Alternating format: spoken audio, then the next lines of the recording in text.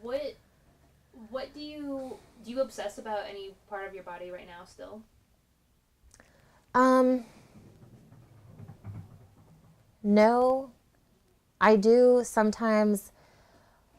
Like I've grown up looking in the mirror and looking at my profile, and I do sometimes do that, and I feel guilty because it's like I'm betraying myself because I don't want to buy into that.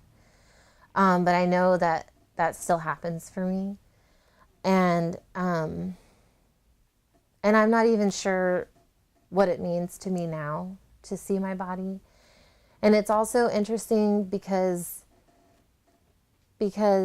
I broke up with my last girlfriend about a year ago, and I got so much happier since then, and my body shifted, and I can fit into clothes that I couldn't. I know that I weigh the same and I eat the same, but my body shifted, and all of a sudden, all these people have said how I look really good, or have you been losing weight? And I try not to buy into it, but at the same time, I know that's got to be affecting me, because it's that positive reinforcement that I grew up with. Um, and and I know that I do get scared. Like every month, I think it's a like something with my cycle, my hormonal cycle, that um, I think that I get like fuller, or I feel it's every month I notice a pattern that I think that I'm like fatter, and then I get scared. And so that's interesting too, to like have this new perspective and this interest in my mental health, and wanting to reject that old eating disorder rhetoric, but also still being aware of that society hasn't really changed. I'm still expected to be skinny, I think. Um, but trying to own my body. So yeah, it's um, I think that I do in subtle ways um, scrutinize myself, or I have fear, um, but I'm not obsessive. Like, actually, I don't think that I'm obsessive anymore, um, and it's really complicated. And I try to like talk about it or tell on myself in therapy, when eating disorder stuff comes up for me, because because it's still scary to eat chips, and um, like I know that I still have fear. I mean, I'm investigating my vegetarianism right now and how that relates to my eating disorder, and I am scared about what the introduction of meat would do to my body. So, but then I also know that I've learned through therapy that my body has that I plateau, and I've seen it in real life, that I have evidence, because I don't have a workout plan. I'm not dieting. I eat when I want, how I want. I eat like this morning I had a cinnamon roll, and I pretty much have one like every day. Um, and so nothing has changed. And I guess I saw this too, like coming out of that relationship, that like nothing really changed, but how I carried myself and how people saw me changed. So that's been interesting too, to learn. Um, I spent so much time trying to work out to lose weight and trying to diet and stuff. And then now in my life, I'm not really doing anything. I've just been like focusing on school and focusing on like being happy and my mental health. And people think that I'm losing weight. So that's been really interesting to learn too. Um, so when I do get scared about eating certain foods, or about meat or things like that, then I think about that my body, I've weighed the same for years now, and I fluctuate. So I don't know, it's a balance of like accepting and learning more, and fighting against society, because that has not changed, in my opinion. really nice sort of wrap up. Not wrap up, but like I like the direction that we were going in.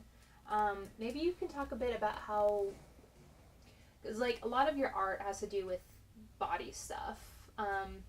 Maybe just talk about how body image and eating disorders have influenced your art. Can you do that with physical pieces in your hand? Okay. Or maybe we could have her stand and something like that. No, but it's going to be much more interesting if you can talk us through pieces. Well, I think. Let me think about. I mean, it may be it's a difficult thing to describe, I'm sure. Yeah. Well, not everything in here is mine, or like some of them are just ideas. I think that the closest one that I'm thinking about eating disorder and food would be this one. I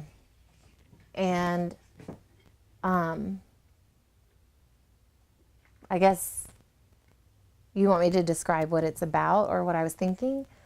Well, I like the body, so it's a photo collage that I took from magazines, and the person's body in the black dress I cut out, and I like her because she is more voluptuous. She's an actress, and I like her because she really owns her body. And so I was sort of going with that voluptuous idea, and I used this like balloon, like big, like breast looking balloons underneath. So I guess I was just thinking about, I'm not even sure what I think I was just thinking about like voluptuousness and curves. And then I put the border of this like junk food border that's like Twinkies and cupcakes and Cheetos, which actually I don't even really endorse the term junk food. So I use it, I think, for lack of better words. But and that border comes from this like part in the magazine that's talking about breaking bad eating habits, which I'm really sick of reading about. And what I was doing in this image is relating the voluptuous curves with this like junk food, because that's this idea. And I think in a lot of my work I do these cliched ideas or these stereotyped ideas, but it's actually me making satire, because in this one it's these little ballerinas, and then it says your favorite color is pink, and that's sort of the same idea of sort of putting two things together that I think are really common, but I'm actually saying there's actually a way bigger picture that I'm talking about. I haven't really talked about these pieces in depth, so I think I'm at a loss for more words.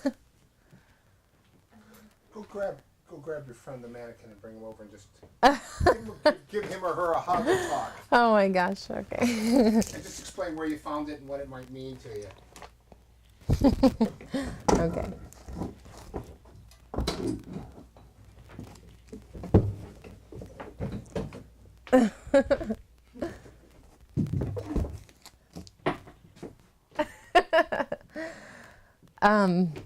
Well, I like the profile because there's a big belly and like a funny butt. I found this mannequin on the side of the road, and what I really like about it is the belly, and it's an odd shape, but it's also genderless. Like there's no breasts, and there's no like package or genitals, and there's no head. And it's interesting to hear gender being placed on this, and also I've wanted to use it in my art. I'm mostly drawn to the belly because I think we're really afraid in general. I think our culture is really afraid of the belly, and that it should be flat. So I don't know what I'm going to do with this as an art piece, but I'm really drawn to it like from a gender perspective and from a body positive perspective.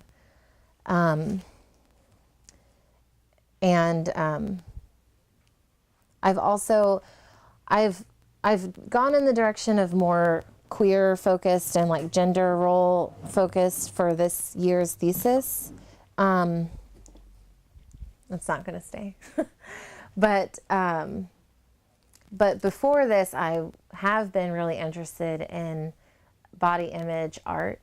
And I did a piece where I was a sculptor. So I put on this like suit and painted it pink and stuffed it with stuffing and then wore a pig mask. And I just stood in front of the class, and I haven't really investigated like what that means, but I think that I'm interested in using my body. I think that I'm interested in the pig, like the pig. I feel like I've heard that a lot growing up, like you're being piggish or don't be a pig or you're a fat pig. But also I think pigs are really cute. I love pig things. They're adorable, and I love fat things, like fat animals and like squishy. So I think that's an interesting relationship. And I also am interested in putting myself out there as, like myself as this pig. I don't know, there's something about that that's like, I've felt like that before in my life. And also I think it's interesting because I've noticed when people get to know me, it softens their views about things. So I think that, and I guess I see this with my mom, is if she knows the background or if she knows me, then she might hear me a little bit better. And so I've been investigating that, like how much I'm part of the art, because if people know who I am, they might see my work differently. So I don't know. That's great. Okay. I'll put this back. Do you want this more? No, Okay. no, we're done with him, her. Okay. I think we've touched on all the things that I wanted to touch on.